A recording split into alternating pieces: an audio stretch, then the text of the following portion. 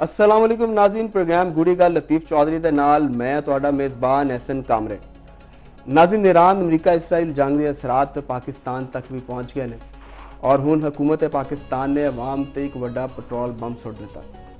अज दे रोज़ रात 12 बजे तो पहले पेट्रोल पंप के उत्ते लंबियां लाइनां लगियां सन ते 12 बजे हुकूमत ने पेट्रोल ते डीजल की कीमत 55 रुपए इजाफा करता, जिसके बाद पेट्रोल की कीमत 321.17 रुपए फी लीटर हो गई तो डीजल की 335 रुपए ते 86 पैसे फी लीटर हो गई। तो यह कीमत जी है ये यकीनन पाकिस्तान के आवाम च तशवीश पाई जा रही है तो महंगाई के भी इजाफा होएगा। सवाल है कि क्या यह जी कीमत पेट्रोल तो डीजल की वधी है, ये बाद हुकूमत जी महंगाई कंट्रोल करने के कामयाब होएगी। दूजी तरफ हुकूमत का मौकफ है कि ईरान इसराइल अमरीका जंग जी है वो वजह तो आलमी मार्केट जी पेट्रोल दी कीमत वधिया ने वो वजह तो पाकिस्तान के पेट्रोल की कीमत जी है वो वधाई गई है। तो यह दावा कितना सच है और ये कितनी हकीकत है, यह भी अज के प्रोग्राम चौधरी साहब को पूछांगे। तो तीसरी अहम चीज़ यह भी है कि IMF ने भी पाकिस्तान को मना किया कि जी सबसिडी है पेट्रोल तो डीजल तो पाकिस्तान देंदा आवाम को, वो सबसिडी जी है वो ख़त्म कर दी जाए, क्योंकि 30 जून तक 1468 अरब का जो टारगेट है रेवेन्यू पाकिस्तान ने पूरा करना है। और यह भी एक सवाल अहम है कि क्या IMF वजह तो यह कीमत जी ने बढ़ाई गई। ये अगर आलमी मंजरनामे पर नज़र दौड़ाइए तो ईरान के सदर का एक अहम बयान जोड़ा है उस सामने आया। उन्होंने कहा है कि ईरान जो अपने हमसाया ममालिक तो हुण बमबारी नहीं करेगा, लेकिन उन्होंने इस बयान तो थोड़ी देर बाद ही दोहा के फिर धमाके सुने गए। तो सवाल ये अहम है वे कि इस वक्त ईरान की क्यादत जी उसके कोल ईरान की पॉलिसी की है और उन्होंने क्या इस तरह ही अमल दरामद हो सकेगा। एक अहम सवाल है, अहम चीज़ है। सूरत हाल के भी अज के प्रोग्राम डिस्कस करांगे। ये फील्ड मार्शल की मुलाकात हुई है जो सऊदीया के वज़ीर दिफा ने उन्होंने नाल जो सिक्योरिटी मामलात ने खेते की सिक्योरिटी सूरत हाल है वो डिस्कशन हुई है तो असी भी अज के प्रोग्राम से गल करांगे। तो ये अगर मुल्की सूरत हाल के उत्ते गल करिए तो एक होर वड्डी अहम चीज़ एक वड्डा केस जोड़ा वे उहदा अज फैसला आ गया, यानी GHQ हमला केस जो 9 मई का सी उहदा फैसला आ गया। तो इंसदादे दहशतगर्दी की अदालत इस्लामाबाद ने फैसला दिता जिहदे विच 47 मुलजमान नूं 10-10 साल कैद की सज़ा तो जुर्माने भी दिते गए हैं। और ये PTI के जोड़े अहम रहनुमा ने उमर अयूब, शिबली फराज, मुराद सईद, जुल्फी बुखारी, जरताज गुल अहमद अजहर तो होर बेशुमार जोड़े लीडर्स ने वो शामिल ने। तो ये भी डिस्कस करांगे कि यह जी सज़ावां हुई ने हुण इहदी इंप्लीमेंटेशन ये अमल दरामद और PTI की अगे मुश्किलात वधन गियां या कोई होर रास्ता निकलेगा या मामला किस तरफ नूं जाणगे। अज के प्रोग्राम से सारे मामलों के उत्ते डिस्कस करांगे। तो चलने लतीफ़ चौधरी साहब वाल। जी चौधरी साहब अस्सलाम वालेकुम। वालेकुम सलाम जी जनाब, की हाल चाल? ठीक ठाक। तो फिर पेट्रोल पवा लिया कि अजे पवाना?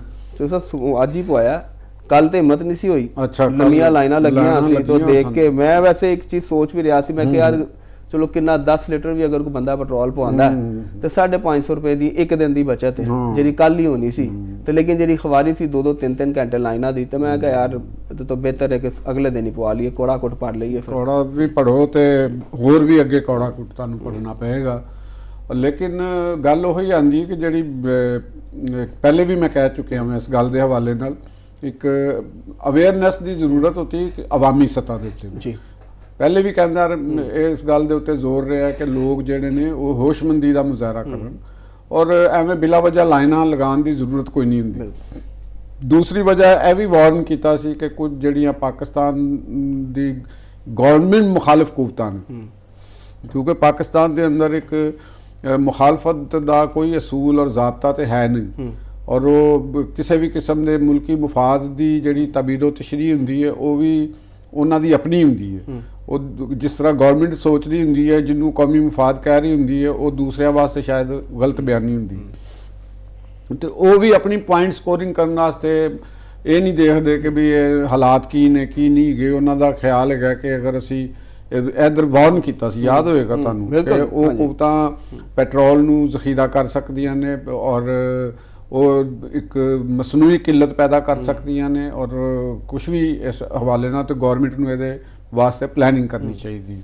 ਤੁਸੀਂ ਦੇਖਿਆ ਹੋਗਾ ਕੱਲ ਤੇ ਇੰਜ ਪ੍ਰੋਪੇਗੈਂਡਾ ਚੱਲ ਰਿਹਾ ਸੀ ਜੀ ਪੈਟਰੋਲ ਪੰਪ ਜਿਵੇਂ ਪੈਟਰੋਲ ਹੈ ਹੀ ਨਹੀਂ ਆਉਣ ਲੱਗ ਗਏ ਸੀ ਖਬਰਾਂ ਸੋਸ਼ਲ ਮੀਡੀਆ ਤੇ ਜੀ ਫਲਾਂ ਜਗ੍ਹਾ ਪੈਟਰੋਲ ਪੰਪ ਬੰਦ ਹੋ ਗਿਆ ਫਲਾਂ ਤੇ ਹੋ ਗਿਆ ਉਹ ਕਿਓਸ ਪੈਦਾ ਤੇ ਲਾਈਨਾਂ ਲੱਗ ਗਈਆਂ ਰਾਤੀ। तो ਉਹਦੇ ਚ ਇੱਕ ਮਿਸਾਲ ਇਹ ਵੀ ਹੈ ਵੇ ਕਿ ਇੱਕ ਮੇਰੇ ਜਾਣਨ ਵਾਲੇ ਨੇ ਔਰ ਨਾਮ ਨਹੀਂ ਮੈਂ ਉਹਨਾਂ ਦਾ ਦੱਸਾਂਗਾ ਤੁਹਾਡੇ ਵੀ ਜਾਣਨ ਵਾਲੇ ਨੇ ਤੇ ਉਹਨਾਂ ਨੇ ਕੀ ਕੀਤਾ ਕਿ ਉਹਨਾਂ ਨੇ 10,000 ਦਾ ਪੈਟਰੋਲ ਪਵਾ ਲਿਆ, ਜਿਹੜਾ ਕਿ ਆਮ ਰੂਟੀਨ ਦੇ ਵਿੱਚ ਜਿਹੜਾ ਉਹਨਾਂ ਦਾ ਪੈਟਰੋਲ ਦਾ ਹੁੰਦਾ ਹੈ ਬਜਟ ਉਹ 2,000 ਰੁਪਏ ਹੁੰਦਾ।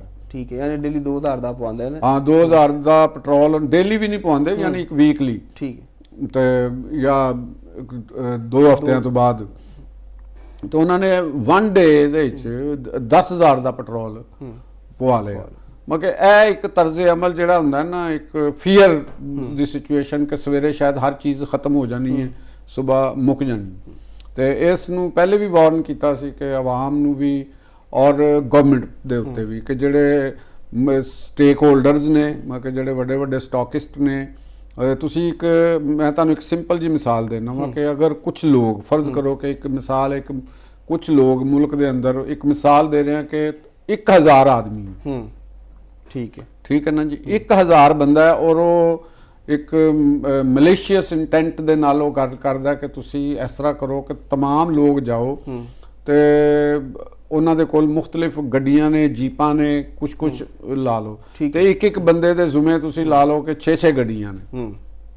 ਠੀਕ 6000 ਗੱਡੀਆਂ ਆ ਗਈਆਂ। 6000 ਗੱਡੀਆਂ ਦੇ ਵਿੱਚ ਉਹ ਕਹਿੰਦਾ ਕਿ ਇਹਨਾਂ ਦੀਆਂ ਟੈਂਕੀਆਂ ਵੀ ਫੁੱਲ ਕਰਾ ਲਓ ਤੇ ਨਾਲ ਜਿਹੜੇ ਟੈਂਕ ਨੇ ਇੱਕ ਅਲੱਗ ਉਹ ਵੀ ਫੁੱਲ ਕਰਾ ਲਓ ਇਨ ਅ 1 ਡੇ। ਤੇ ਉਥੋਂ ਤੁਸੀਂ ਅੰਦਾਜ਼ਾ ਲਾ ਲਓ ਕਿ ਅਗਰ ਇੱਕ ਸ਼ਹਿਰ 'ਚ 1000 ਬੰਦਾ ਕਰ ਰਿਹਾ, 2 ਸ਼ਹਿਰਾਂ 'ਚ ਕਰ ਰਿਹਾ, ਤੇ ਪੈਟਰੋਲ ਦਾ ਕਿੰਨਾ ਜ਼ਖੀਰਾ ਹੋ ਜਾਏਗਾ, ਉਹ ਲਿਆ ਕੇ ਆਪਣੇ ਕੋਲ ਰੱਖ ਦੇਣਗੇ, ਮਤਲਬ 6 ਲੱਖ ਲੀਟਰ ਤੋਂ ਉੱਤੇ ਜ਼ਿਆਦਾ ਤੇ ਇਹ ਚਲਾ ਜਾਏਗਾ। ਇਸ ਤਰ੍ਹਾਂ ਦੀ ਇੱਕ ਸਿਚੁਏਸ਼ਨ ਪੈਦਾ ਹੁੰਦੀ ਹੈ। ਹੁਣ ਅਗਲਾ ਸਵਾਲ ਹੈ, ਤੇ ਚਲੋ ਅਵਾਮੁਨ ਨਾਸ ਪੂਰੀ ਦੁਨੀਆ 'ਚ ਇੱਕੋ ਜਿਹਾ ਰੱਦ-ਏ-ਅਮਲ ਦਿੰਦੀਆਂ ਨੇ, ਆਮ ਲੇਮੈਨਸ ਜਿਹੜੇ ਹੁੰਦੇ ਨੇ ਉਹ ਨੱਸਦੇ ਨੇ।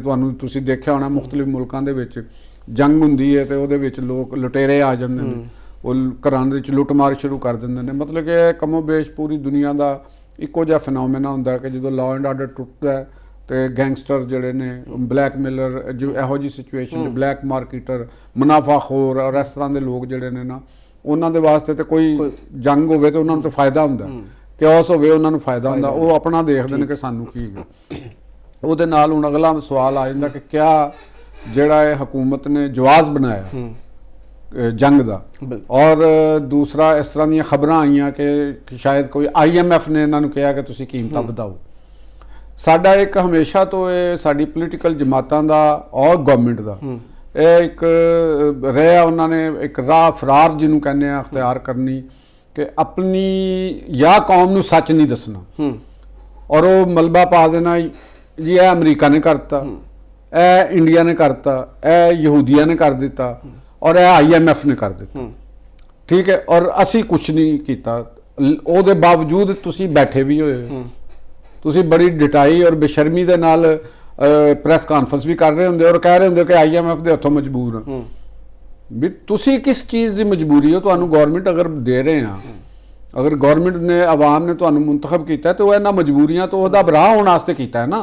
ਤੁਹਾਨੂੰ ਇਸ ਵਾਸਤੇ ਤਾਂ ਨਹੀਂ ਇਕਤਦਾਰ ਦਿੱਤਾ ਗਿਆ ਕਿ ਤੁਸੀਂ ਉਹ ਮਜਬੂਰੀਆਂ ਨੇ ਤੁਸੀਂ ਆ ਕੇ ਸਾਨੂੰ ਸੁਣਾ ਦਿਓ ਔਰ ਸਾਰਾ ਟੈਕਸਪੇਅਰ ਨੂੰ ਸੁਣਾ ਦਿਓ ਕਿ ਜੀ ਇਹ ਮਜਬੂਰੀ ਹੈ, ਔਰ ਆਪਣੀ ਕੋਈ ਮਰਾਦ ਕੰਮ ਕਰਨ ਵਾਸਤੇ ਤੁਸੀਂ ਤਿਆਰ ਨਾ ਹੋ। ਇਹ ਤਾਂ ਨਹੀਂ ਇਸ ਤਰ੍ਹਾਂ ਮਤਲਬ ਕਿ ਮੁਲਕ ਚੱਲਦੇ ਹੁੰਦੇ। ਜ਼ਿੰਮੇਦਾਰ ਗਵਰਨਮੈਂਟਾਂ ਦਾ ਤਰਜ਼ ਅਮਲ ਨਹੀਂ ਹੁੰਦਾ। ਤੁਸੀਂ ਕਿਹਾ ਕਿ ਜੰਗ ਲੱਗੀ, ਡੂ ਯੂ ਨੋ ਦੈਟ ਕਿ ਵੀ ਆਬ ਨਾਏ ਹਰਮਜ਼ ਦੇ ਅੰਦਰ ਜਿਹੜੀ ਆਇਲ ਟ੍ਰੈਫਿਕਿੰਗ ਹੁੰਦੀ ਹੈ, ਟੋਟਲ ਆਇਲ ਟ੍ਰੈਫਿਕਿੰਗ, ਇਹਦਾ 69% ਜਿਹੜਾ ਹੈਗਾ ਉਹ ਕਿਹੜੇ ਮੁਲਕਾਂ ਦਾ ਹੈਗਾ?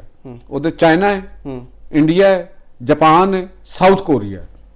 ਇਹ 4 ਮੁਲਕਾਂ ਦੀ ਟ੍ਰੈਫਿਕਿੰਗ ਉੱਥੋਂ ਹੁੰਦੀ ਹੈ। ਠੀਕ ਹੈ, ਉਹਨਾਂ ਦੇ ਵਿੱਚੋਂ ਪਾਕਿਸਤਾਨ ਦੇ ਆਇਲ ਦੀ ਕਿੰਨੀ ਟ੍ਰੈਫਿਕਿੰਗ ਆਬ ਨਾਏ ਹਰਮਜ਼ 'ਚ ਹੁੰਦੀ ਹੈ, ਗਵਰਨਮੈਂਟ ਦਾ ਕੰਮ ਹੈ ਨਾ ਦੱਸਣਾ।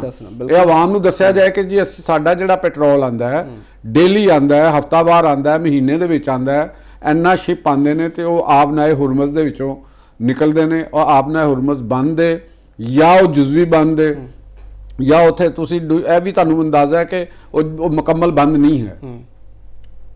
ਠੀਕ ਹੈ, ਅਗਰ LNG ਬੰਦ ਕੀਤੀ ਤੇ ਉਹ ਕਤਰ ਨੇ ਕੀਤੀ, ਆਬ ਨਾਏ ਹਰਮਜ਼ ਦੀ ਵਜ੍ਹਾ ਨਾਲ ਨਹੀਂ ਕੀਤੀ। ਠੀਕ ਹੈ, ਮੇਰੀ ਗੱਲ ਸਮਝ ਗਏ ਹੋ ਨਾ ਕਿ ਗੱਲ ਕਿ ਉੱਥੇ ਕਤਰ ਤੇ ਉਹਨਾਂ ਦੇ ਮਿਜ਼ਲਸ ਡਿੱਗੇ, ਉਹਨਾਂ ਨੇ ਕਿਹਾ ਜੀ ਅਸੀਂ LNG ਇਹ ਉਹ ਟਰਾਂਸਪੋਰਟ ਨਹੀਂ ਕਰਨੀ ਕਿ ਕहीं ਸਾਡੇ ਤਿਆਰ, ਕਿਉਂਕਿ ਉਹਨਾਂ ਦੇ ਉੱਤੇ ਇੰਸ਼ੋਰੈਂਸ ਬਿੱਲ ਵਧਣ ਦਾ ਖਤਰਾ ਹੈ, ਸ਼ਿਪਸ ਦਾ ਬੜਾ ਮਸਾਇਲ ਨੇ, ਤੇ ਉਹਨਾਂ ਨੇ ਕੀਤਾ। ਵਰਨਾ ਆਇਲ ਟ੍ਰੈਫਿਕਿੰਗ ਉੱਥੇ ਪੂਰੀ ਤਰ੍ਹਾਂ ਬੰਦ ਨਹੀਂ ਹੈ। ਜਿਹੜੇ ਗੈਰ ਜਾਨਬਦਾਰ ਮੁਲਕਾਂ ਦੀ ਟ੍ਰੈਫਿਕਿੰਗ ਉੱਥੋਂ ਜਾਰੀ ਹੈ। ਠੀਕ ਹੋ ਗਿਆ ਜੀ ਗੱਲ। ਹਜੇ ਉੱਥੇ ਕਿਸੇ ਨੇ ਮਾਈਨਸ ਨਹੀਂ ਵਿਛਾਈਆਂ, ਕਿ ਉੱਥੇ ਸਮੁੰਦਰੀ ਮਾਈਨਸ ਵਿਛਾਤੀਆਂ ਗਈਆਂ ਨੇ ਤੇ ਉੱਥੇ ਜਹਾਜ਼ ਗੁਜ਼ਰ ਨਹੀਂ ਸਕਦੇ, ਐਸੀ ਕੋਈ ਗੱਲ ਨਹੀਂ ਹੈ। ਤੇ ਉਹ ਪ੍ਰੈਜ਼ੀਡੈਂਟ ਟਰੰਪ ਨੇ ਵੀ ਕਿਹਾ ਕਿ ਜੀ ਅਸੀਂ ਫਿਰ ਪ੍ਰੋਟੈਕਸ਼ਨ ਕਰਾਂਗੇ ਅਗਰ ਉੱਥੇ ਹਮਲੇ ਹੋਏ ਤੇ। ਇਟਸ ਮੀਨਸ ਕਿ ਉੱਥੇ ਇਹੋ ਜਿਹੀ ਸਿਚੁਏਸ਼ਨ ਫਿਲਹਾਲ ਹਜੇ ਹੈ ਨਹੀਂ, ਇੱਕ ਫੀਅਰ ਹੈਗੇ ਨੇ। ਸਭ ਅਗਰ ਐਸੀ ਸਿਚੁਏਸ਼ਨ ਨਹੀਂ ਹੈ। ਦੂਜਾ ਇੱਕ ਹੋਰ ਅਹਿਮ ਸਵਾਲ ਵੀ ਉੱਠ ਰਿਹਾ ਹੈ ਕਿ ਵਜ਼ੀਰ ਆਜ਼ਮ ਨੇ ਮਤਲਬ ਗਵਰਨਮੈਂਟ ਨੇ ਖੁਦ ਦੱਸਿਆ ਕਿ ਜੀ 28 ਦਿਨਾਂ ਦਾ ਪੈਟਰੋਲ ਇਹਦੇ ਹਲੇ ਵੀ ਮੈਂ ਆ ਰਿਹਾ ਸੀ। ਹਾਂ, ਇਹਦੀ ਅਸੀਂ ਗੱਲ ਕੀਤੀ। ਅਗਰ ਉਹ 28 ਦਿਨਾਂ ਦਾ ਮੌਜੂਦ ਹੈ ਔਰ ਤੁਸੀਂ ਨਵਾਂ ਹਲੇ ਖਰੀਦਿਆ ਨਹੀਂ, ਉਹ ਖਰੀਦਿਆ ਹੋਇਆ ਤੁਸੀਂ ਤੁਹਾਡੇ ਰਿਜ਼ਰਵ ਵਿੱਚ ਤੇ ਫਿਰ ਕੀਮਤ ਕਿਵੇਂ ਵੱਧ ਗਈ? ਉਹਦਾ ਜਵਾਬ ਅਸੀਂ ਇਹਦਾ ਹੀ ਅਸੀਂ ਗੱਲ ਮੈਂ ਕਰਨ ਲੱਗਾ ਹਾਂ ਕਿ ਇੱਕ ਤੇ ਹੋ ਗਿਆ ਕਿ ਆਪਨਾ ਇਹ ਹੁਰਮਜ਼ ਦੇ ਵਿੱਚੋਂ ਗਵਰਨਮੈਂਟ ਵਜ਼ਾਹਤ ਕਰੇ ਕਿ ਸਾਡਾ ਕਿੰਨੇ % ਤੇਲ ਅਸੀਂ ਲੈ ਰਹੇ ਹਾਂ। ਠੀਕ। ਔਰ ਉਹ ਵਾਕਈ ਰੁਕਿਆ ਹੈ, ਉੱਥੇ ਜਹਾਜ਼ ਰੁਕਿਆ ਹੈ, ਇਹਦੇ ਬਾਰੇ ਚ ਪਤਾ ਹੋਣਾ ਚਾਹੀਦਾ ਨਾ ਕੌਮ ਨੂੰ। ਔਰ ਇਹ ਜਿਹੜੇ ਸਾਡੇ ਪਾਰਲੀਮੈਂਟ ਦੇ ਜਿਹੜੇ ਪਾਰਲੀਮੈਂਟੇਰੀਅਨ ਬੈਠੇ ਨੇ, PTI ਦੇ ਜਿਹੜੇ ਲਗੜ ਬਗੜ ਸਾਰੇ ਜਿੰਨੇ ਵੀ ਨੇ, ਇਹਨਾਂ ਦਾ ਕੰਮ ਨਹੀਂ ਹੈਗਾ ਕਿ ਕਮ ਸੇ ਕਮ ਇਸ ਗੱਲ ਨੂੰ ਤੇ ਪੁੱਛ ਲੈਣ। ਜਿੰਨੇ ਸਾਡੇ ਆਵਾਮ ਦੇ ਨੁਮਾਇੰਦੇ ਨੇ, ਚਾਹੇ ਉਹ ਅਪੋਜੀਸ਼ਨ ਹੈ ਚਾਹੇ ਉਹ ਗਵਰਨਮੈਂਟ ਹੈਗੀ ਹੈ, ਉਹ ਘੁੱਗੂ ਘੋੜੇ ਨੇ, ਉਹਨਾਂ ਨੇ ਸੱਤੂ ਪੀ ਕੇ ਸੁੱਤੇ ਨੇ, ਜਾਂ ਉਹਨਾਂ ਨੇ ਸਾਰਿਆਂ ਨੇ ਰੋਜ਼ੇ ਰੱਖੇ ਨੇ ਔਰ ਰੋਜ਼ੇ ਲੱਗੇ ਨੇ ਤੇ ਸ਼ਾਮ ਤੱਕ ਉਹ ਬੋਲ ਨਹੀਂ ਸਕਦੇ ਔਰ ਸਵੇਰੇ ਵੀ ਨਹੀਂ ਉਹ ਬੋਲ ਸਕਦੇ। ਆਪਣੀਆਂ ਤਨਖਾਹਾਂ, ਆਪਣੀਆਂ ਮਰਾਤ ਲੈਣ ਵਾਸਤੇ, ਆਪਣੇ TADA ਲੈਣ ਵਾਸਤੇ, ਅਸੈਂਬਲੀ ਦਾ ਇਜਲਾਸ ਬੁਲਾਉਣਾ ਹੋਵੇ ਤੇ ਆਪਣੇ ਜਹਾਜ਼ਾਂ ਦੇ ਖਰਚੇ ਲੈਣ ਵਾਸਤੇ, ਬਿੱਲ ਬਣਾਉਣ ਵਾਸਤੇ ਤੁਸੀਂ ਸਭ ਤੋਂ ਅੱਗੇ ਹੋ। ਉਹਦੇ ਤੇ ਕੋਈ ਕਮੀ ਨਹੀਂ, ਉਹਦੇ ਤੇ ਕੋਈ ਕਮੀ। ਤੁਸੀਂ ਕ੍ਰਾਈਸਿਸ ਦੀ ਸਿਚੁਏਸ਼ਨ 'ਚ ਵੀ ਕਿਸੇ ਨੇ ਤੁਸੀਂ ਹੈਰਾਨ ਹੈ ਤੁਸੀਂ ਇਸ ਚੀਜ਼ ਦੇ ਬਾਰੇ 'ਚ ਕਦੇ ਇਹਨਾਂ ਨੇ ਸੋਚਿਆ ਹੋਵੇ ਕਿ ਅਸੀਂ ਆਪਣੀ ਆਵਾਮ ਦੇ ਨੁਮਾਇੰਦੇ ਹਾਂ, ਅਸੀਂ ਕੋਈ ਗਵਰਨਮੈਂਟ ਦੇ ਮੁਲਾਜ਼ਮ ਨਹੀਂ ਹੈਗੇ ਕਿ ਅਸੀਂ ਲਾਜ਼ਮੀ ਤਨਖਾਹਾਂ ਲੈਣਾ, ਸਾਡਾ ਸੋਰਸ ਆਫ ਇਨਕਮ ਸਿਰਫ ਤਨਖਾਹਾਂ ਦੇ ਉੱਤੇ ਨਹੀਂ ਹੈਗਾ। ਅਸੀਂ ਤਾਂ ਮੁੰਤਖਬ ਹੋ ਕੇ ਆਏ ਹਾਂ ਫॉर 5 ਇਅਰਸ ਤੇ ਅਸੀਂ ਅਗਰ ਥੋੜੀ ਬਹੁਤ ਕੁਰਬਾਨੀ ਵੀ ਦੇ ਸਕਨੇ ਹਾਂ ਤੇ ਇਹਨਾਂ ਨੇ ਉਧਰ ਕੋਈ ਤਵੱਜਾ ਨਹੀਂ ਦਿੱਤੀ, ਕਿਸੇ ਕਿਸਮ ਦੀ ਦਿੱਤੀ।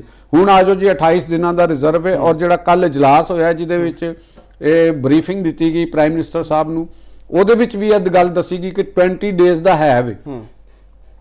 ਠੀਕ ਹੈ, ਉਹਦੇ ਵਿੱਚ ਵੀ ਇਹ ਬਿਆਨ ਕੀਤਾ ਗਿਆ ਕਿ 20 ਡੇਜ਼ ਦਾ ਉਹਨਾਂ ਦੇ ਕੋਲ ਮੌਜੂਦ ਹੈ ਪਿਆ ਹੈ, ਬਜਾਏ ਇਸ ਤੇ ਕਿ ਤੁਸੀਂ ਕੌਮ ਦੇ 20 ਡੇਜ਼ ਨੂੰ ਉਹ ਰੱਖੋ। ਹੋ ਸਕਦਾ ਕਿ 20 ਡੇਜ਼ ਦੇ ਵਿੱਚ ਵਾਰ ਦੀ ਸਿਚੁਏਸ਼ਨ ਕਿਸੇ ਕਿਨਾਰੇ ਤੇ ਉਹ ਚਲੀ ਜਾਵੇ, ਕਿਉਂਕਿ ਉਹ ਵੀ ਇਤਲਾਹ ਤੇ ਆ ਰਹੀ ਹੈ ਨਾ ਕਿ ਰੂਸ ਤੋਂ ਵੀ ਤੇਲ ਆ ਰਿਹਾ ਹੈ, ਰੂਸ ਤੋਂ ਵੀ ਤੇਲ ਆ ਰਿਹਾ ਔਰ ਅਮਰੀਕਨਸ ਨੇ ਕਿਹਾ ਕਿ ਅਸੀਂ ਇਹਨਾਂ ਦੇ ਉੱਤੇ ਕੁਝ ਪਾਬੰਦੀਆਂ ਜੰਗ ਦੇ ਦਿਨਾਂ ਦੇ ਵਿੱਚ ਅਸੀਂ ਖਤਮ ਕਰ ਸਕਨੇ ਆ। ਇੰਡੀਆ ਨੂੰ ਵੀ ਇਜਾਜ਼ਤ ਮਿਲੀ, ਪਾਕਿਸਤਾਨ ਨੂੰ ਵੀ ਇਜਾਜ਼ਤ ਮਿਲੀ। ਦੂਸਰੀ ਗੱਲ ਹੈਗੀ ਕਿ ਪਾਕਿਸਤਾਨ ਤੇ ਲੈ ਰਿਹਾ ਸਾਊਦੀ ਅਰਬ ਕੋਲੋਂ ਉਧਾਰ ਤੇ ਤੇਲ, ਡੈਫਰ ਪੇਮੈਂਟਸ ਦੇ ਉੱਤੇ ਲੈ ਰਹੇ। ਇਹਨਾਂ ਨੇ ਤਾਂ ਕੋਈ ਕੈਸ਼ ਦੇ ਕੇ ਆਲਮੀ ਮਾਰਕੀਟ ਤੋਂ ਤਾਂ ਨਹੀਂ ਲੈਣੀਆਂ। ਓਕੇ, ਇਹ ਮੇਰੇ ਹਿਸਾਬ ਦੇ ਵਿੱਚ ਆਵਾਮ ਦੇ ਨਾਲ ਇੱਕ ਧੋਖਾ ਦਿੱਤਾ ਗਿਆ ਆਵਾਮ ਨੂੰ। ਸਹੀ, ਉਹਦੀ ਆੜ ਦੇ ਅੰਦਰ ਇਹ ਕੰਮ ਕੀਤਾ ਗਿਆ ਜਿਹੜਾ ਕਿ ਕਿਸੇ ਵੀ ਤਰੀਕੇ ਦੇ ਨਾਲ ਕੋਈ ਅਖਲਾਕੀ, ਲੀਗਲੀ, ਆਈਨੀ ਉਹਦਾ ਜਵਾਜ਼ ਨਹੀਂ। ਹਾਂ, ਗੱਲ ਹੈਗੀ ਕਿ ਅਗਰ ਤੁਸੀਂ ਇਹ ਸਮਝਦੇ ਹੋ, ਤੁਸੀਂ ਇਹ ਕਹਿੰਦੇ ਹੋ ਕਿ ਦੇਖੋ 55 ਰੁਪਏ ਪਰ ਲੀਟਰ ਇਜ਼ਾਫਾ ਕੀਤਾ ਗਿਆ, ਥੋੜਾ ਵੀ ਨਹੀਂ ਕੀਤਾ ਗਿਆ। IMF ਦਾ ਜਿੱਥੋਂ ਤੱਕ ਗੱਲ ਹੈਗੀ ਹੈ, IMF ਨੇ ਇਹਨਾਂ ਨੂੰ ਇਹ ਗੱਲ ਕਹੀ ਹੈ ਕਿ ਜਿਹੜਾ ਤੁਸੀਂ ਆਪਣਾ 30 ਜੂਨ ਤੱਕ ਲੇਵੀਜ਼, ਪੈਟਰੋਲੀਅਮ ਲੇਵੀਜ਼ ਦੀ ਮੱਧ ਵਿੱਚ ਜਿਹੜਾ ਟਾਰਗੇਟ ਤੁਸੀਂ ਰੱਖਿਆ ਹੋਇਆ ਹੈ ਔਰ IMF ਨੂੰ ਦੱਸਿਆ ਹੋਇਆ ਹੈ ਕਿ ਪੈਟਰੋਲੀਅਮ ਲੇਵੀ ਦੇ ਉੱਤੇ ਅਸੀਂ 30 ਜੂਨ ਤੱਕ ਇੰਨੇ ਪੈਸੇ ਅਸੀਂ ਵਸੂਲ ਹੋਣੇ ਨੇ, ਉਹਦਾ ਹਾਫ ਤੁਸੀਂ ਵਸੂਲ ਕਰ ਚੁੱਕੇ ਹੋ। ਹੁਣ ਨੈਕਸਟ ਹਾਫ ਹੈ 6 ਮਹੀਨੇ ਦਾ। 6 ਮਹੀਨੇ ਦਾ ਤੁਹਾਡੇ ਕੋਲ ਅਜੇ ਵਕਤ ਉਹ ਆਣਾ ਹੈ। ਹੁਣ ਅਗਰ ਬਫਰਜ਼ੇ ਮਹਾਲ ਇਹ ਤੁਹਾਡੇ 20 ਦਿਨ ਨਿਕਲਦੇ ਨੇ, ਯਾਨੀ ਤੁਹਾਡਾ 1 ਮਹੀਨਾ ਹੋਰ ਨਿਕਲ ਗਿਆ, ਅਗਲੇ 5 ਮਹੀਨੇ ਤੁਹਾਡੇ ਕੋਲ ਬਚਦੇ ਪਏ ਨੇ। ਅਗਲੇ 5 ਮਹੀਨੇ ਦੇ ਵਿੱਚ ਅਗਰ ਕੋਈ ਹਾਲਾਤ ਐਸੇ ਨਹੀਂ ਹੁੰਦੇ ਔਰ ਤੁਹਾਨੂੰ ਬਰਾਹ ਰਾਸਤ ਆਲਮੀ ਮਾਰਕੀਟ ਚੋਂ ਹੁਣ ਤਾਂ ਤੁਸੀਂ ਕਹਿ ਰਹੇ ਹੋ ਜੀ ਆਲਮੀ ਮਾਰਕੀਟ ਚ ਵੱਧ ਗਈਆਂ, ਅਸੀਂ ਤੇ ਪਹਿਲੇ ਹੀ ਉਧਾਰੀਏ ਵਾਂ, ਅਸੀਂ ਤੇ ਉਧਾਰ ਲੈ ਕੇ ਗੁਜ਼ਾਰਾ ਕਰ ਰਹੇ ਹਾਂ, ਅਸੀਂ ਤੇ ਮਾਰਕੀਟ ਚੋਂ ਚੀਜ਼ ਖਰੀਦਣੀ ਹੋਵੇ ਤੇ ਫੇਰ ਨਾ ਗੱਲ ਦੇਖੋ ਨਾ ਕਿ ਸਾਡਾ ਤੇ ਕੰਮ ਉਧਾਰ ਤੇ ਵੇ। ਤੇ ਤੁਸੀਂ ਜਿਹੜਾ ਅਗਰ ਕੋਈ ਰੈਵਨਿਊ ਸ਼ਾਰਟਫਾਲ ਆਂਦਾ ਹੈ ਉਹਦੇ ਆਖਰੀ ਜਿਹੜੇ 800 ਅਸੀਂ ਮਿਲੀਅਨ ਜਾਂ ਬਿਲੀਅਨ ਅਸੀਂ ਇਕੱਠੇ ਕਰਨੇ ਨੇ, ਉਹਦੇ ਚ ਸ਼ਾਰਟਫਾਲ ਆਂਦਾ, ਸਾਨੂੰ ਆਇਲ ਇੰਪੋਰਟਸ ਦੇ ਉੱਤੇ ਕੁਝ ਪੈਸੇ ਜ਼ਿਆਦਾ ਲਾਣੇ ਪੈਂਦੇ ਨੇ ਤੇ ਉਹ ਦੀਗਰ ਮੱਦਾਂ ਦੇ ਵਿੱਚ ਜਿਹੜੇ ਰੱਖੇ ਨੇ ਉਹਨਾਂ ਨੂੰ ਹੰਗਾਮੀ ਬੁਨਿਆਦਾਂ ਦੇ ਉੱਤੇ ਇੱਕ ਹੋਰ ਤੁਸੀਂ ਬਜਟ ਇਜਲਾਸ ਤਲਬ ਕਰੋ ਵਜ਼ਾਰਤ ਖਜ਼ਾਨਾ ਦੇ ਨਾਲ ਤੇ ਉਹ ਉਧਰੋਂ ਇਹ ਜਿਹੜੀਆਂ ਮਰਾਦ ਦਿੱਤੀਆਂ ਨੇ ਇਹਨਾਂ ਨੂੰ ਖਤਮ ਕਰੋ ਕਿ ਜੀ ਫਿਲਹਾਲ ਅਸੀਂ ਨਹੀਂ ਦੇ ਸਕਦੇ, ਚਲੋ ਇਹਨਾਂ ਨੂੰ ਬਤੌਰੇ ਏਰੀਅਰਸ ਇਹਨਾਂ ਨੂੰ ਆਵਾਮ ਦੇ ਨੁਮਾਇੰਦਿਆਂ ਨੂੰ ਵਾਪਸ ਕਰ ਦੇਣ, ਚਾਹੋ ਅਸੈਂਬਲੀਆਂ ਦੇ ਇਹ ਉਹ ਚਲੋ ਇੰਨਾ ਹੀ ਕਰ ਲਓ, ਤੁਸੀਂ ਕੱਟ ਲਾ ਲਓ ਏਰੀਅਰਸ ਦੇ ਤੌਰ ਤੇ ਤੁਸੀਂ ਇਹਨਾਂ ਨੂੰ ਕਰ ਲਓ। ਕੁਝ ਤਰੱਕਿਆਤੀ ਜਿਹੜੇ ਤੁਹਾਡੇ ਪ੍ਰੋਜੈਕਟਸ ਜਾਰੀ ਨੇ ਫੌਰੀ ਤੌਰ ਦੇ ਉੱਤੇ ਉਹਨਾਂ ਦੇ ਉੱਤੇ ਜਿਹੜੀ ਰਕਮ ਖਰਚ ਕਰਨੀ ਉਹਨੂੰ ਹੰਗਾਮੀ ਤੌਰ ਦੇ ਉੱਤੇ ਤੁਸੀਂ ਉਧਰ ਲਾ ਲਓ, ਕਮ ਸੇ ਕਮ ਆਵਾਮ ਦਾ ਜੀਣਾ ਹਰਾਮ ਤੇ ਨਹੀਂ ਤੁਸੀਂ ਕਰ ਸਕਦੇ। ਚੋਏ ਸਾਹਿਬ ਚੱਲ ਅਸੀਂ ਵੀ ਉਧਾਰ ਤੇ ਰਹੇ ਆ, ਅਸੀਂ ਵੀ ਟਾਈਮ ਦੇ ਉਧਾਰ ਤੇ ਰੱਖਨੇ, ਲੇਕਿਨ ਇਹ ਬੜੀ ਹੀ ਹਕੂਮਤ ਵਾਸਤੇ ਇੱਕ ਇੰਤਹਾਈ ਇਹਨਾਂ ਨੂੰ ਨਦਾਮਤ ਕਰਨੀ ਚਾਹੀਦੀ ਹੈ। ਮੈਨੂੰ ਤੇ ਇਸ ਗੱਲ ਤੇ ਆਂਦੀ ਹੈ ਕਿ ਉਸ ਦੇ ਬਾਵਜੂਦ ਬੜੀ ਹੀ ਢਿਠਾਈ ਦੇ ਨਾਲ ਇਹ ਪ੍ਰੈਸ ਕਾਨਫਰੰਸ ਕਰ ਰਹੇ ਨੇ ਕਿ ਇਹਨਾਂ ਨੂੰ ਇਸ ਚੀਜ਼ ਦਾ ਕੋਈ ਅਹਿਸਾਸ ਨਹੀਂ ਹੁੰਦਾ ਕਿ ਅਸੀਂ ਆਵਾਮ ਦੇ ਨਾਲ ਐਡਾ ਵੱਡਾ ਝੂਠ ਬੋਲ ਰਹੇ ਹਾਂ, ਔਰ ਉਹਦਾ ਜਵਾਬ ਵੀ ਨਹੀਂ ਹੈਗਾ ਜਿਹੜਾ ਤੁਸੀਂ ਬਣਾ ਕੇ ਪੇਸ਼ ਕਰ ਰਹੇ ਹੋ। ਸਮਝਦਾਰ ਬੰਦਿਆਂ ਨੂੰ ਤਾਂ ਤੁਹਾਡਾ ਸਾਰਾ ਪਤਾ ਹੈ ਨਾ, ਆਵਾਮ ਨੂੰ ਨਾਸ ਨੂੰ ਤਾਂ ਤੁਸੀਂ ਜੋ ਮਰਜ਼ੀ ਕਹਿ ਲਓ। ਵੈਸੇ ਆਵਾਮ ਨੂੰ ਵੀ ਹੁਣ ਸਮਝ ਆ ਗਈ ਬਿਲਕੁਲ, ਔਰ ਖਾਸ ਤੌਰ ਤੇ ਮਿਡਲ ਕਲਾਸ ਦੇ ਲੋਕਾਂ ਨੂੰ, ਕਿਉਂਕਿ ਜਿਨ੍ਹਾਂ ਦੀ ਜੇਬ 'ਚ ਜ਼ਿਆਦਾ ਟੈਕਸ ਜਾ ਰਿਹਾ, ਸਾਡੀਆਂ ਸੈਲਰੀਆਂ ਦੇ ਵਿੱਚੋਂ ਸਾਨੂੰ ਤਕਲੀਫ ਹੁੰਦੀ ਹੈ। ਸਾਡੀ ਫਿਕਸ ਸੈਲਰੀਆਂ ਨੇ, ਉਹਨਾਂ 'ਚ ਤੁਸੀਂ ਟੈਕਸ ਕੱਟ ਲੈਂਦੇ ਹੋ।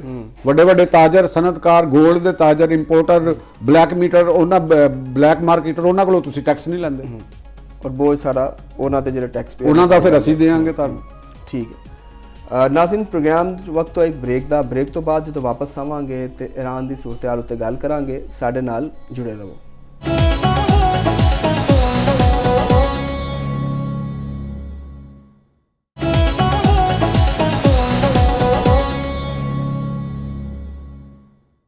Welcome back Nazreen.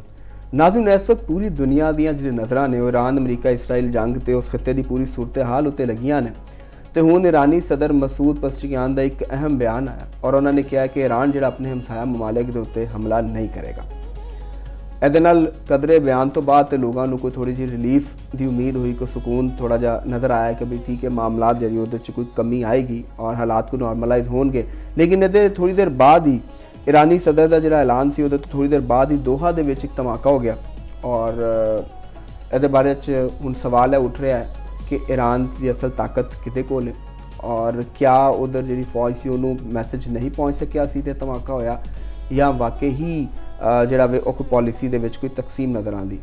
तो ये एक अहम चीज़ है कि पाकिस्तान जोड़ा वे वो भी इस सारी सूरत हाल दे विच एक ज़ाहिर मुतासरा मुल्क भी बन रहा है क्योंकि बिल्कुल साढ़े हमसाए दे विच मामलात ने। तो पाकिस्तानी फील्ड मार्शल जोड़े ने हाफिज़ सैयद आसिम मुनीर जोड़े ने वो सऊदी अरब गए ने और उत्थे उन्होंने जोड़े सऊदी वज़ीर दिफा ने उन्होंने नाल मुलाकात की और इस खिते की सूरत हाल उत्ते उन्होंने नाल गलबात भी हुई है।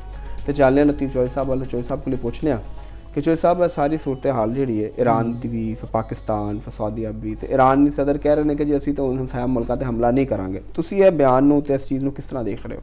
ਇਹਦੇ 'ਚ ਦੇਖੋ ਗੱਲ ਪਤਾ ਕੀ ਹੈਗੀ ਜਿਹੜੀ ਮੈਂ ਪਹਿਲੇ ਵੀ ਗੱਲ ਕੀਤੀ ਹੈ ਕਿ ਈਰਾਨ ਦੇ ਵਿੱਚ ਅਸਲ ਇਸ ਵਕਤ ਸਿਚੁਏਸ਼ਨ ਜਿਹੜੀ ਹੈਗੀ ਹੈ ਉਹ ਇਹ ਦੇਖਣੀ ਕਿ ਜਿਹੜੇ ਉਹਨਾਂ ਦੇ ਪ੍ਰੈਜ਼ੀਡੈਂਟ ਨੇ ਮਸੂਦ ਪੇਜ਼ਸ਼ਕਿਆਨ ਜਿਹੜੇ ਨੇ ਉਹ ਕਿਆ ਵਾਕਈ ਇਸ ਅਥਾਰਟੀ ਦੇ ਵਿੱਚ ਮੌਜੂਦ ਹੈ, ਉਹਨਾਂ ਦੀ ਅਥਾਰਟੀ ਥੱਲੇ ਤੱਕ ਜਾ ਰਹੀ, ਖਸੂਸਨ ਪਾਸਦਾਰਾਨੇ ਇਨਕਲਾਬ ਦੇ ਉੱਤੇ ਕਿ ਉਹ ਉਹਨਾਂ ਦੇ ਕਹਿਣ ਦੇ ਉੱਤੇ ਕੋਈ ਵੀ ਕੰਮ ਰੋਕ ਦੇਣਗੇ ਜਾਂ ਉਹ ਜੰਗਬੰਦੀ ਦਾ ਆਰਡਰ ਕਰ ਦੇਣ ਤੇ ਉਹ ਕਰ ਦੇਣਗੇ।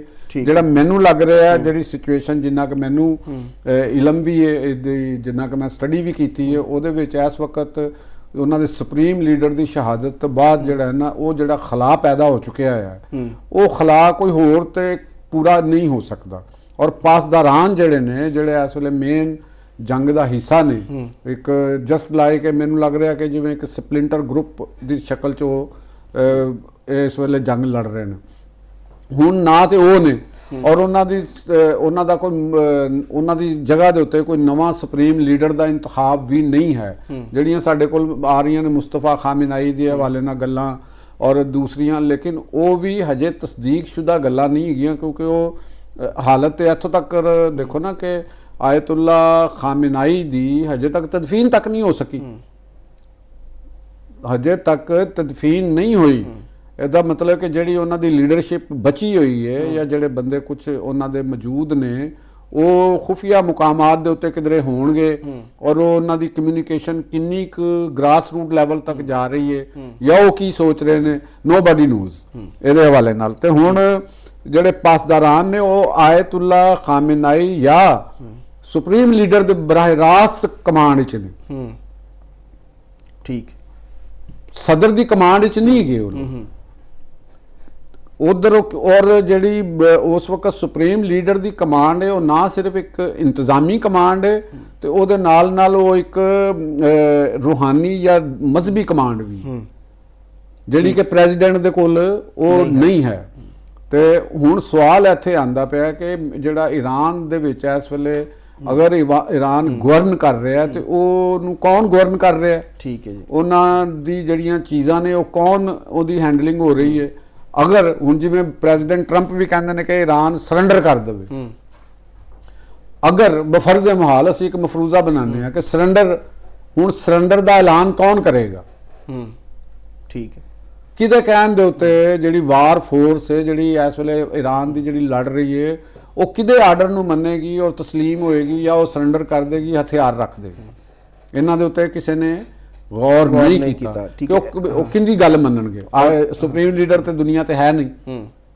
ਔਰ ਇਹ ਸੂਰਤ ਹਾਲ ਮੁਜ਼ਾਕਰਾਤ ਦੇ ਵਾਲੇ ਨਾਲ ਵੀ ਇਹ ਹੀ ਮੁਜ਼ਾਕਰਾਤ ਦੇ ਹਵਾਲੇ ਦੇ ਨਾਲ ਵੀ ਹੈ ਕਿ ਅਗਰ ਸੁਪਰੀਮ ਲੀਡਰ ਡਿਕਰੀ ਜਾਰੀ ਕਰ ਗਏ ਨੇ ਕਿ ਜੰਗ ਲੜਨੀ ਹੈ ਤੇ ਜੰਗ ਬੰਦ ਦਾ ਵੀ ਉਹੀ ਕਰ ਸਕਦੇ ਨੇ, ਤੇ ਫਿਰ ਇਹ ਜੰਗ ਬੰਦ ਕਿਵੇਂ ਹੋਏਗੀ?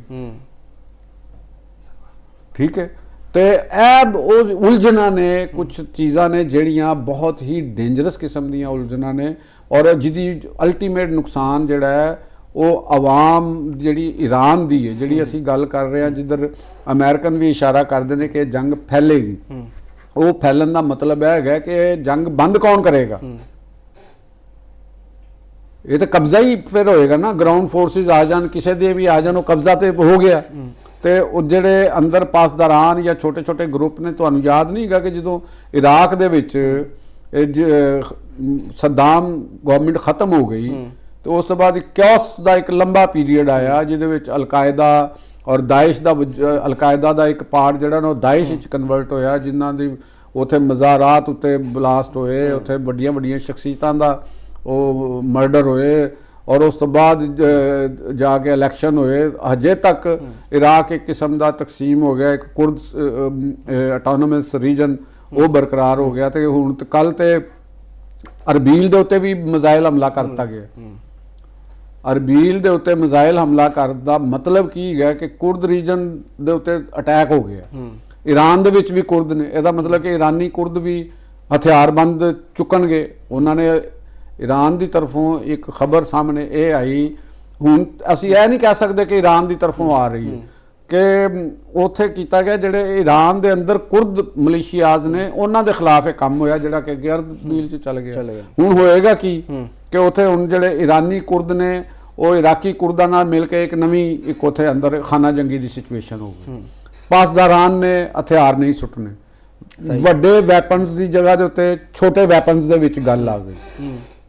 ਛੋਟੇ ਡਰੋਨਸ ਦੇ ਵਿੱਚ ਗੱਲ ਆ ਗਈ, ਛੋਟੀ ਆਟੋਮੈਟਿਕ ਰਾਈਫਲ ਦੇ ਵਿੱਚ ਗੱਲ ਆ ਗਈ, ਉਹ ਬਿਲਾ ਆਖਰ ਉਹ ਛੁਰੀ ਚਾਕੂ ਤੱਕ ਗੱਲ ਆ ਗਈ। ਘਰਾਂ ਦੇ ਵਿੱਚ ਵੜ ਕੇ ਲੋਕਾਂ ਨੂੰ ਮਾਰਨਗੇ, ਉਹ ਜਿਨ੍ਹਾਂ ਨੂੰ ਉਹ ਸਮਝਣਗੇ ਕਿ ਇਹ ਅਮਰੀਕਾ ਦੇ ਏਜੰਟ ਨੇ, ਇਹ ਇਸਰਾਈਲ ਦੇ ਏਜੰਟ ਨੇ, ਉਹ ਉਹਨਾਂ ਨੂੰ ਮਾਰਨਗੇ। ਉਹ ਦੂਸਰੇ ਜਿਹੜੇ ਨੇ ਜਿੱਥੇ ਜਿੱਥੇ ਉਹ ਲੱਭ ਜਾਣਗੇ ਉਹਨਾਂ ਨੂੰ ਮਾਰਨਗੇ। ਖਾਨਾ ਜੰਗੀ ਦੀ ਸਿਚੁਏਸ਼ਨ, ਖਾਨਾ ਜੰਗੀ ਈਰਾਨ ਦਾ ਇੱਕ ਬੇੜਾ ਗਰਕ ਕਰਤਾ ਜਾਏਗਾ ਕਿ ਉਹ ਅਗਰ ਦੁਬਾਰਾ ਉੱਥੇ ਹਕੂਮਤ ਇੱਕ ਮੁਤਫਿਕਾ ਕਾਇਮ ਹੋਣ ਵਾਸਤੇ ਵੀ ਕਈ ਸਾਲ ਫਿਰ ਦਰਕਾਰ ਹੋਣਗੇ। ਔਰ ਅਗਰ ਉਹ ਗਵਰਨਮੈਂਟ ਕੋਈ ਕੰਮ ਉਸ ਦੌਰਾਨ ਹੋ ਵੀ ਗਈ ਤੇ ਈਰਾਨ ਦੀ ਮਈਸ਼ਤ ਨੂੰ, ਇਨਫਰਾਸਟ੍ਰਕਚਰ ਨੂੰ ਬਿਲਡ ਕਰਨ ਦੇ ਉੱਤੇ ਕਈ ਸਾਲ ਲੱਗਣਗੇ। ਔਰ ਇਸ ਦੌਰਾਨ ਜਿਹੜੇ ਪਾਵਰਫੁਲ ਗੈਂਗ ਹੋ ਗਏ, ਮੈਨੂੰ ਤੇ ਅਮਰੀਕਨਸ ਦੀ ਔਰ ਦੂਜਿਆਂ ਦਾ ਇਹੋ ਹੀ ਨੀਅਤ ਲੱਗਦੀ ਹੈ ਕਿ ਉਹਨਾਂ ਦਾ ਟਾਰਗੇਟ ਉਥੋਂ ਦੇ ਆਇਲ ਰਿਜ਼ਰਵ ਦੇ ਉੱਤੇ ਕਬਜ਼ਾ ਕਰਨਾ। ਉਹ ਆਇਲ ਰਿਜ਼ਰਵ ਦੇ ਉੱਤੇ ਜਾ ਕੇ ਬੈਠ ਜਾਣਗੇ, ਉਹਨਾਂ ਦੇ ਮਿਨਰਲਸ ਦੇ ਉੱਤੇ ਬੈਠ ਜਾਣਗੇ। ਬਾਕੀ ਮੁਲਕ ਔਰ ਆਵਾਮ ਲੜਦੀ ਰਹੇਗੀ, ਮਾਰਦੀ ਰਹੇਗੀ, ਕਤਲੋ ਗਾਰਤ, ਕਸ਼ਤੋ ਖੂਨ ਹੁੰਦਾ ਰਹੇਗਾ। ਔਰ ਜਾਂ ਫਿਰ ਉਹ ਦੀਗਰ ਜਿਹੜੇ ਨਾਲ ਦੇ ਮਮਾਲਕ ਨੇ ਉਹ ਕੁਝ ਉਹਨਾਂ ਦੇ ਵਿੱਚ ਵੜ ਕੇ ਕੰਮ ਕਰਦੇ ਰਹਿਣਗੇ। ਤੇ ਮੈਨੂੰ ਇੱਕ ਇਹ ਬੜਾ ਖੌਫਨਾਕ ਮੰਜ਼ਰ ਨਜ਼ਰ ਆ ਰਿਹਾ ਸਾਡਾ। ਮੈਂ ਪਹਿਲੇ ਵੀ ਇਸ ਗੱਲ ਦੇ ਉੱਤੇ ਕਰਦਾ ਸੀ ਕਿ ਜੰਗ ਜਲਦ ਬੰਦ ਹੋਣੀ ਚਾਹੀਦੀ। ਈਰਾਨ ਦੇ ਜਿਹੜੇ ਦੂਸਰੇ ਗਰੁੱਪ ਨੇ ਅਗਰ ਹੋਇਆ ਹੈ ਤੇ ਉਹਨਾਂ ਨੂੰ ਇਸ ਮੌਕੇ ਦੇ ਉੱਤੇ ਅੱਗੇ ਵਧਣਾ ਚਾਹੀਦਾ ਨਾ, ਤਾਂ ਕਿ ਈਰਾਨ ਦੇ ਅੰਦਰ ਇੱਕ ਸਟੇਬਿਲਿਟੀ ਪੈਦਾ ਹੋਵੇ। ਜਾਂ ਈਰਾਨ ਦੀ ਜਿਹੜੀ ਮੌਜੂਦਾ ਰਜੀਮ ਤੇ ਇਸ ਵੇਲੇ ਉਹਨੂੰ ਨਹੀਂ ਕਿਹਾ ਜਾ ਸਕਦਾ, ਕਿਉਂਕਿ ਉਹਨਾਂ ਦੀ ਜਿਸਲੇ ਇੱਕ ਸਟ੍ਰਕਚਰ ਹੀ, ਇੱਕ ਗਰਦਨ ਹੀ ਉਤਰ ਗਈ ਤੇ ਪਿੱਛੇ ਧੜ ਬਚਿਆ ਹੈ। ਤੇ ਉਹ ਹੁਣ ਨਾ ਪਤਾ ਚੱਲਦਾ ਪਿਆ ਅਗਰ ਅਮਰੀਕਨ ਡੀਲ ਕਰਨਗੇ ਤਾਂ ਕਿਹਦੇ ਨਾਲ ਕਰਨਗੇ? ਪਾਕਿਸਤਾਨ ਜਾ ਕੇ ਗੱਲ ਕਰੇਗਾ, ਕਿਹਦੇ ਨਾਲ ਕਰੇਗਾ? ਅਰਬਸ ਗੱਲ ਕਰਨਗੇ ਤੇ ਕਿਹਦੇ ਨਾਲ ਕਰੇਗਾ? ਪਾਕਿਸਤਾਨ ਦੇ ਫੀਲਡ ਮਾਰਸ਼ਲ ਅਗਰ ਪਹੁੰਚ ਚੁੱਕੇ ਨੇ ਸਾਊਦੀ ਅਰਬ, ਕਿਉਂਕਿ ਸਾਊਦੀ ਅਰਬ ਦੇ ਨਾਲ ਦਿਫਾਈ ਪੈਕਟ ਹੈ ਸਾਡਾ, ਔਰ ਉੱਥੇ ਅਟੈਕ ਹੋਏ ਨੇ। ਠੀਕ ਹੈ, ਹੁਣ ਇਹ ਇੱਕ ਬੜੀ ਕੰਪਲੈਕਸ ਸਿਚੁਏਸ਼ਨ ਪੈਦਾ ਹੋਈ ਹੈ, ਔਰ ਖਾਸ ਤੌਰ ਤੇ ਖਲੀਜੀ ਮੁਲਕਾਂ ਵਾਸਤੇ ਵੀ, ਕਿ ਖਲੀਜ ਦੇ ਮੁਲਕ ਜਿਹੜੇ ਨੇ ਜਿਵੇਂ UAE ਹੈ ਔਰ ਕਤਰ ਹੈਗਾ, ਉਹ ਕਿੰਨੀ ਕੁ ਦੇਰ ਤੱਕ ਗੈਰ ਯਕੀਨੀ ਦੀ ਸੂਰਤ ਹਾਲ ਬਰਦਾਸ਼ਤ ਕਰਨਗੇ? ਉਹ ਤੇ 1 ਮਿੰਟ ਨਹੀਂ ਵੈਸੇ ਕਰ ਨਹੀਂ ਕਰ ਸਕਦੇ ਕਿਉਂਕਿ ਉਹਨਾਂ ਦੇ ਤੇ ਮਸਾਇਲ ਹੀ ਹੋਰ ਨੇ। ਉਹਨਾਂ ਦੇ ਮਸਾਇਲ, ਔਰ ਅਗਰ UAE ਦੇ ਵਿੱਚੋਂ ਸਰਮਾਇਆ ਨਿਕਲਦਾ ਹੈ, ਠੀਕ ਹੈ, ਉਥੋਂ ਦੇ ਸਰਮਾਇਆ ਬਲਕਿ ਮੈਨੂੰ ਤੇ ਖੁਸ਼ੀ ਹੋਏਗੀ ਕਿ ਪਾਕਿਸਤਾਨੀ ਉਥੋਂ ਆਪਣਾ ਸਰਮਾਇਆ ਵਾਪਸ ਪਾਕਿਸਤਾਨ ਚ ਲੈ ਆਣ।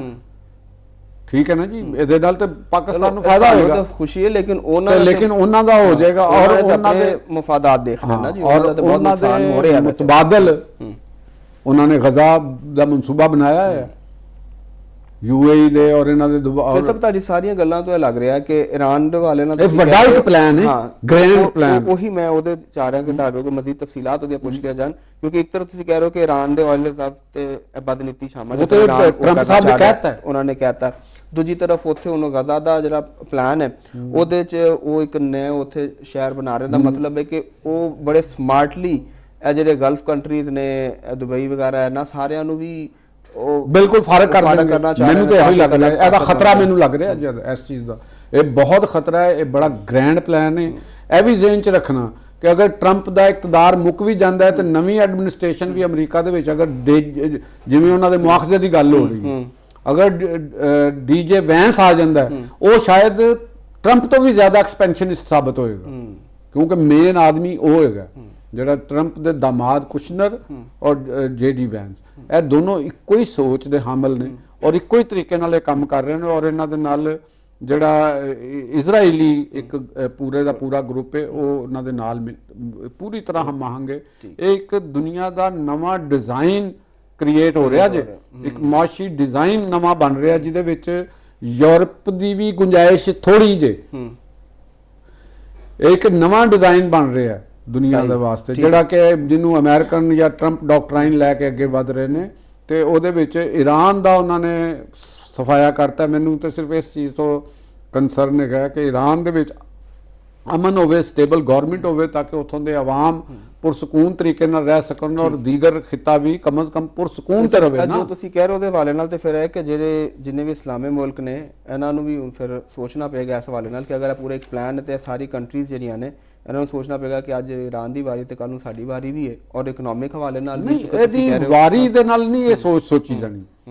ਇਹ ਸੋਚੀ ਜਾਣੀ ਚਾਹੀਦੀ ਹੈ ਕਿ ਅਗਰ ਅਸੀਂ ਇਸ ਡਿਜ਼ਾਈਨ ਦਾ ਕਿਆ ਅਸੀਂ ਹਿੱਸਾ ਬਣਨਾ ਮਾਸ਼ੀ ਫਵਾਇਦ ਵਿੱਚ, ਠੀਕ, ਤੇ ਅਗਰ ਅਸੀਂ ਇਹ ਡਿਜ਼ਾਈਨ ਦੇ ਨਾਲ ਚੱਲਣਾ ਹੈ ਤੇ ਫਿਰ ਤੇ ਵੈਲ ਐਂਡ ਗੁੱਡ। ਅਗਰ ਅਸੀਂ ਇਸ ਡਿਜ਼ਾਈਨ ਦੀ ਮੁਜ਼ਾਹਮਤ ਕਰਨੀ ਹੈ ਤੇ ਫਿਰ ਕਿਹੜੀ ਕੁਵਤ ਐਸੀ ਹੈਗੀ ਕਿ ਜਿਹੜੀ ਅੱਗੇ ਇਸ ਦੇ ਡਿਜ਼ਾਈਨ ਦੇ ਉੱਤੇ ਖਲੋਏਗੀ? ਅਸੀਂ ਤਾਂ ਨਹੀਂ ਮੁਜ਼ਾਹਮਤ ਕਰਾਂਗੇ ਤੇ ਫਿਰ ਤੇ ਤੁਸੀਂ ਤਬਾਹੀ ਤੋਂ ਇਲਾਵਾ ਕੋਈ ਰਸਤਾ ਨਹੀਂ। ਮੇਰਾ ਕਹਿਣ ਦਾ ਮਕਸਦ ਹੈਗਾ ਇਹ ਹੋਸ਼ਮੰਦੀ ਦਾ ਤਕਾਜ਼ਾ ਕਰਦਾ ਹੈ। ਸਹੀ, ਠੀਕ ਹੋ ਗਿਆ ਜੀ ਸਭ। ਵਕਤ ਹੋ ਗਿਆ ਇੱਕ ਬ੍ਰੇਕ ਦਾ। ਨਾਜ਼ਰੀਨ, ਬ੍ਰੇਕ ਤੋਂ ਬਾਅਦ ਜਦੋਂ ਵਾਪਸ ਆਵਾਂਗੇ ਤੇ GHQ ਹਮਲਾ ਕੇਸ ਦਾ ਜਿਹੜਾ ਫੈਸਲਾ ਆਇਆ ਉਹਦੀ ਜਿਹੜੀਆਂ ਸਜ਼ਾਵਾਂ ਹੋਈਆਂ ਨੇ ਇਹਦੇ ਉੱਤੇ ਗੱਲ ਕਰਾਂਗੇ।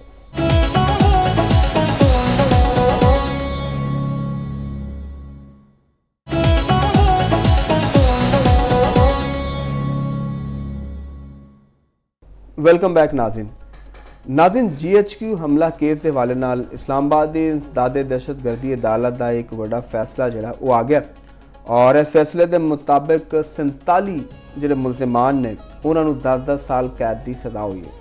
ਔਰ ਅਗਰ ਇਹਨਾਂ ਦੇ ਉੱਤੇ ਗੌਰ ਕਰੀਏ, ਮਜ਼ੀਦ ਤਫਸੀਲਾਤ 'ਚ ਜਾਈਏ ਤੇ PTI ਦੇ ਜਿਹੜੇ ਰਹਿਨੁਮਾ ਉਮਰ ਅਯੂਬ, शिबली फराज, मुराद सईद, जुल्फी बुखारी, जरताज गुल, अहमद अजहर, शहबाज गिल, मुहम्मद अहमद ਚੱਠਾ, कमल शोजब ਤੇ दीगर शामिल ਨੇ ਔਰ ਇਹ ਕਿਹਾ ਕਿ ਇਹਨਾਂ ਦੀ ਜਾਇਦਾਦਾਂ ਵੀ ਜ਼ਬਤ ਕਰ ਲਈਆਂ ਜਾਣ ਔਰ 10-10 ਸਾਲ ਕੈਦ ਹੈ, ਕਿਉਂਕਿ ਸਾਰੇ ਮੁਲਜ਼ਮਾਨ ਇਸ਼ਤਿਹਾਰੀ ਸਨ। ਉਹਨਾਂ ਨੂੰ 10-10 ਸਾਲ ਦੀ ਕੈਦ ਦੀ ਸਜ਼ਾ ਵੀ ਦਿੱਤੀ ਤੇ ਨਾਲ 5-5 ਲੱਖ ਰੁਪਇਆ ਜੁਰਮਾਨਾ ਵੀ ਕੀਤਾ।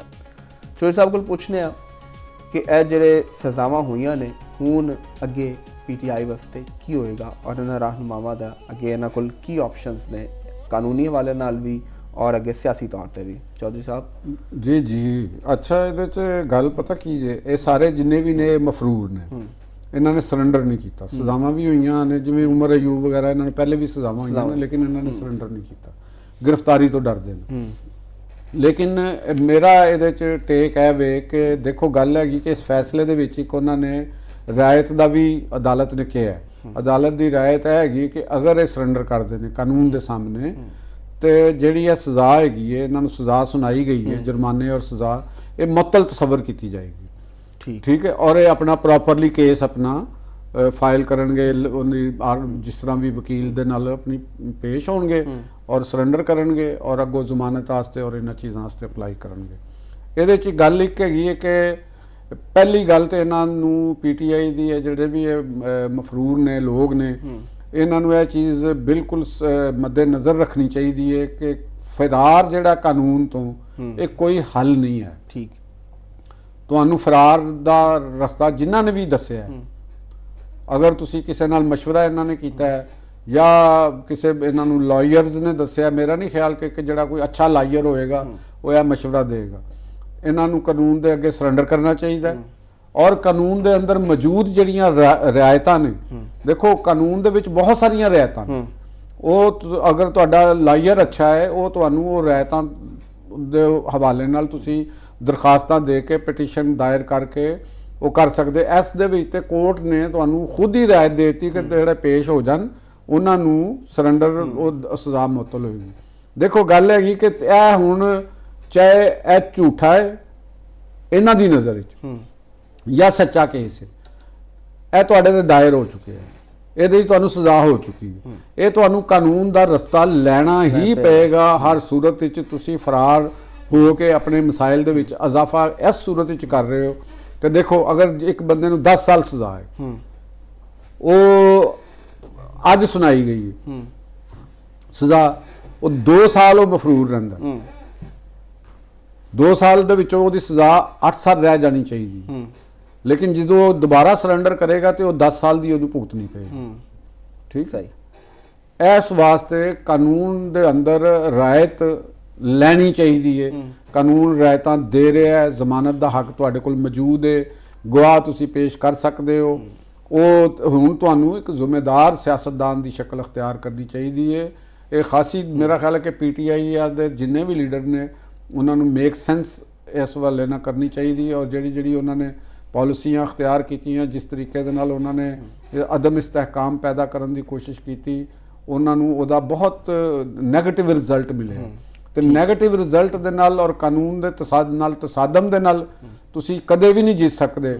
ਔਰ ਇਹ ਵੀ ਇਹਨਾਂ ਨੂੰ ਪਤਾ ਹੋਣਾ ਚਾਹੀਦਾ, ਖਾਸ ਤੌਰ ਤੇ ਜਿਹੜੇ ਚੇਅਰਮੈਨ ਨੇ ਉਹਨਾਂ ਦੇ ਲਾਇਰ ਜਿਹੜੇ ਨੇ ਉਹਨਾਂ ਦੇ ਗੌਹਰ ਜਾਨ ਸਾਹਿਬ, ਉਹ ਇੱਕ ਅੱਛੇ ਵਕੀਲ ਨੇ, ਅਲੀ ਜ਼ਫਰ ਸਾਹਿਬ ਇੱਕ ਅੱਛੇ ਵਕੀਲ ਨੇ ਔਰ ਬਾਕੀ ਲੋਕ ਵੀ ਇੱਕ ਅੱਛੇ ਵਕੀਲ ਨੇ ਔਰ ਇਹਨਾਂ ਨੂੰ ਪਤਾ ਹੈਗਾ ਕਿ ਕਾਨੂੰਨ ਸਾਡਾ ਜਿਹੜਾ ਹੈ ਉਹ ਤੇ ਰਹਿਤਾਂ ਦੇ ਨਾਲ ਭਰਿਆ ਪਿਆ ਹੈ। ਦੁਨੀਆ ਦੇ ਵਿੱਚ ਸ਼ਾਇਦ ਘੱਟ ਹੀ ਕੋਈ ਦੁਨੀਆ 'ਚ ਇਹੋ ਜਿਹੇ ਕਾਨੂੰਨ ਹੋ ਗਏ ਜਿੱਥੇ ਮੁਲਜ਼ਮ ਨੂੰ ਰਾਇਤ ਨਹੀਂ ਦਿੱਤੀ ਜਾਂਦੀ ਜਿੰਨੀ ਪਾਕਿਸਤਾਨ 'ਚ ਦਿੱਤੀ ਜਾਂਦੀ।